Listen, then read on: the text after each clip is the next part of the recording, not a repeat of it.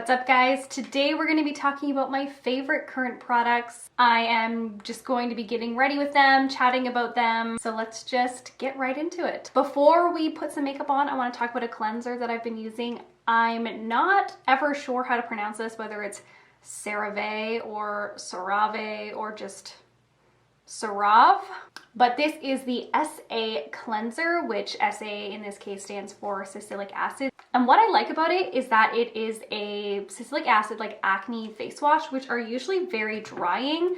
But this one, because it has the ceramides in it and it's very moisturizing, my skin feels so soft after I use it. It's incredible. For moisturizer, I picked up a new jar of my Clinique Moisture Surge. I went through a whole jar of this, and it is absolutely my favorite moisturizer and has been for months. I feel like if you have any skin type, you will like it. It's not heavy, it's not greasy, so people with oily skin can really love it. But at the same time, it provides a very long-lasting moisture that I think somebody with drier skin would really appreciate as well. But I have been so oily lately that I've actually been mixing this moisturizer with a mattifying moisturizer. And this is the Sephora Super Matte Moisturizer. And this definitely mattifies the skin. Very, very drying. Almost has like a powder finish to it. So I like to just take some of my Clinique moisturizer on my hand, add a little bit of that Sephora Super Matte,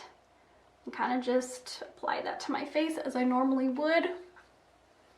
For foundation, I think it's no surprise, I've really been liking this Bite Beauty Changemaker Supercharged Micellar Foundation. This is a brand new launch from Bite. I also have tried the primer separately, just trying to make this work a little bit more for my oily skin, because if you saw my review, you know I love the finish, I love the way it looks, but it just doesn't last on my oily skin. This is the primer for normal to oily skin. They have a separate one for dry skin, and I like this primer because it sinks into the skin very quickly and doesn't remain like greasy or oily. However, it does tend to pill up on my skin, so this just hasn't been a favorite of mine, unfortunately.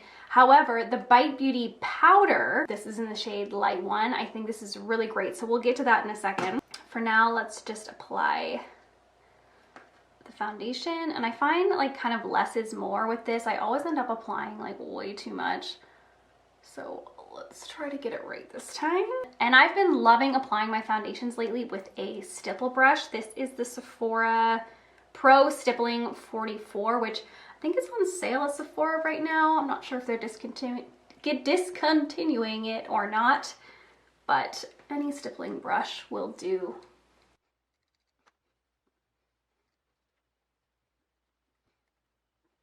Absolutely love how this product looks on my skin. It just gives me that like very healthy glow, very, very natural, very skin-like. I'm just gonna apply a tiny bit more in a couple of my like red areas. For concealer, I've said it 100 times and I'm gonna say it again. My favorite combination is this e.l.f. HD Lifting Concealer with my Estee Lauder Double Wear Radiant Concealer. I have 1N in the Estee Lauder and Fair in the e.l.f. This e.l.f. concealer, you guys, is $4 and it is so beautiful. Honestly, if I could wear it on its own, I would. It's just that the lightest shade Fair isn't quite light enough for me, so I have to mix in a lighter formula. And I mean, I love this Estee Lauder formula on its own as well. I just think that the e.l.f. concealer is really what gives it that skin-like finish, and it makes it a little bit more spreadable. So I mean, I just like to use my fingers. I know you guys don't like when I use my fingers. You say I go too rough with my under eyes. I don't know, I don't have the time to be patient with my concealer application. I like to take my concealer on my eyelids as well, just to kind of cancel out any of my veins that kind of pop through up there. And then usually like whatever is left over on my finger, I will just kind of like dab on, like if I feel like I need any extra coverage anywhere else. For my brows lately, I've been doing a little bit less than normal, so I'm just gonna brush them through with a spoolie. And then I'm gonna take my Annabelle Skinny Brow in Universal Taupe.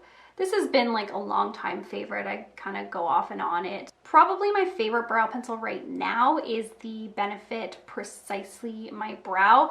I'm just all out of my shade right now, and this 3.5 is a little bit too dark. Normally my shade is 2.5, which is perfect, so I just need to pick a new one up. But for now, I've got this universal taupe in the Annabelle, and I kind of just outline underneath of the front of my brow, and then I'll usually like give myself a little bit of an arch as well. And then I'll do the same for the other side, outline kind of just that bottom there, and then kind of fix up my arch. I'm not really trying to like fill in or anything. And then I will take a brow gel, and I've really been liking this Maybelline Brow Fast Sculpt. This is in the blonde shade, and what I like about it is that it's actually like taller on one side, if you can kind of tell when I flip it. It's more like a hairbrush style, like it's flat on one side. And I can just comb this product through, which is tinted, and it holds really, really nicely as well. So yeah, that's kind of my brow routine lately. Just a little outline and then brow gel fill. So now that my concealer and my foundation has like had a minute to set down, I'm gonna dip into this Bite Beauty Changemaker pressed powder.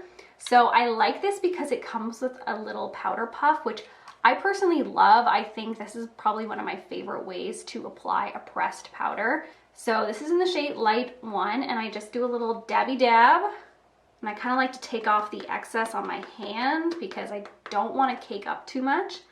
And I'm just going to gently pat that under my eyes, and also just like kind of on this front part of my cheek where my pores tend to be the biggest, and I really don't like having texture in that area. And then as well as set my eyelids, because my eyelids do get pretty oily throughout the day. But that's all I do for my powder, because I don't want to mattify my forehead or my cheeks, because I love the natural glow that the foundation gives.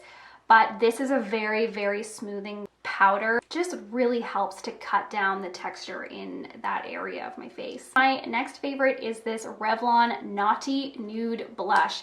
And this is not a new blush, but they did come out with a different packaging. It used to be in a thin kind of rectangular, if you can picture the old CoverGirl blushes, similar to that type of packaging, and they've repackaged their blushes in these big square pans, which is amazing. So much easier to dip into with a large blush brush. So I think you can probably see from the pan, like this is pretty sparkly, maybe even too sparkly, but I love the color so much. This is my favorite type of blush. So I'm just going to use my Real Techniques blush brush. I honestly haven't used this in so long. I'm just going to apply that to the apples of my cheeks and kind of blend upwards. I like to take my blush on my forehead a bit as well. And I'm going to take a smaller brush. This is the e.l.f. highlighter brush, and I'm just going to apply some blush to my nose as usual, because I just think it's cute. Okay, so now that I'm looking basically sunburned, which is the look that I go for, I'm going to use a setting spray before I do mascara, because I don't want to make my mascara wet and run all over my face. This is the Catrice Prime and Fine Dewy Glow Fixing Spray. I really like these Catrice setting sprays. I actually own them all. They have an anti-shine one, which is great, as well as the long lasting. This is kind of like their original formula. I've had that for quite some time.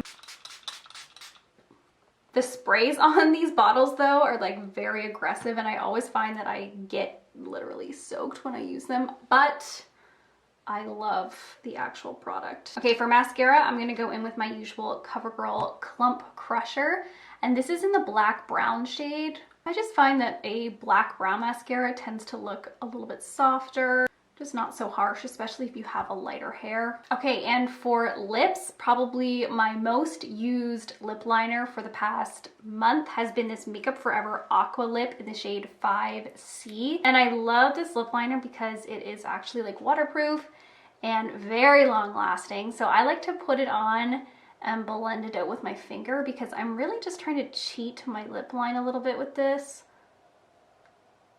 and almost make it look like I'm not wearing a lip product at all. So I will often leave my lips like that, But if I want to add a little bit extra, I've been loving this Revlon matte lipstick in 003 Pick Me Up, which is like just a really, really lovely dusty rose. And this is a matte formula. I believe this is a new shade to the Revlon collection.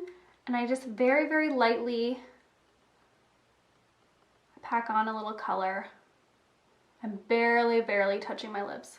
I actually learned about this shade from Katie Jane Hughes. If any of you guys follow her on Instagram, she is like my makeup inspiration. She's so creative and so natural and fresh. And then as like a very last minute thing, I sometimes will take a little bit of whatever's left over on my powder puff and just kind of tone down the sparkle that's on my blush, just kind of in, again, this like front cheek area, because I really don't like to accentuate any texture there, and that blush is very sparkly, so I'm just very, very lightly patting over that.